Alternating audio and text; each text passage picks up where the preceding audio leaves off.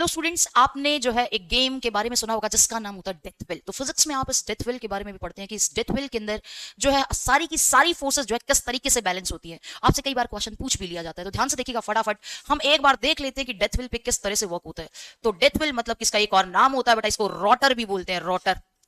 तो ये देखिएगा, ये डेथ व्हील, ये मौत का कुआं कुछ ऐसा दिखता है जो कि आपका रोटेट कर रहा होता है विद एंगुलर वेलोसिटी ओमेगा। ये देखिएगा, तो होता क्या है बेटा, ध्यान से देखिएगा। इस मौत के कुएं में, इस डेथ व्हील के अंदर जो एक बाइकर होता है वो ऐसे ऐसे घूमता है, ऐसे ऐसे घूमता है दीवार के साथ साथ, और गिरता भी नहीं है। तो ये नहीं गिरता है तो इसके पीछे कुछ ना कुछ रीजन तो रहता होगा। तो ध्यान से देखिएगा ये रीजन क्या है। तो ध्यान से देखिए, ये बाइकर जो है कुछ इस तरीके से घूमेगा, कुछ इस तरीके से घूमेगा, और जब ये घूमेगा तो इसके साथ क्या होगा। तो ध्यान से देखिएगा, ये रहा वो बाइकर जिसकी मैं गंदी सी फोटो बना देती हूं। अब ध्यान से देखिएगा, इसका मास था m, तो इसका वेट जाएगा नीचे, और इसको बैलेंस करने वाला जो फोर्स होता है, तो ये जो वॉल है ये इस पे लगाएगी फ्रिक्शन। तो फ्रिक्शन ने, ध्यान से देखिएगा, इसके वेट को बैलेंस कर लिया, इसको नीचे गिरने नहीं दिया। ध्यान से देखिएगा, आप इधर की तरफ अगर आप देखेंगे तो इस पे लगता है mv²/r, और इसको बैलेंस करने वाला जो फोर्स होता है बेटा, ध्यान से देखो, इसको बैलेंस कौन करेगा। तो यहां पर देखिएगा दीवार के बीच में और इसके बीच में एक कांटेक्ट फोर्स एग्जिस्ट करेगा, जिसको आप बोलते हैं नॉर्मल रिएक्शन। तो सीधी सीधी बात हुई कि इंसान जो है बैलेंस हो गया, आराम से कुएं में घूमेगा और गिरेगा नहीं, देखो क्योंकि फोर्सेस ने इसको बैलेंस कर लिया है। तो ध्यान से देखिएगा, यहां पर आप देखेंगे तो नॉर्मल रिएक्शन जो है बैलेंस करा mv²/r,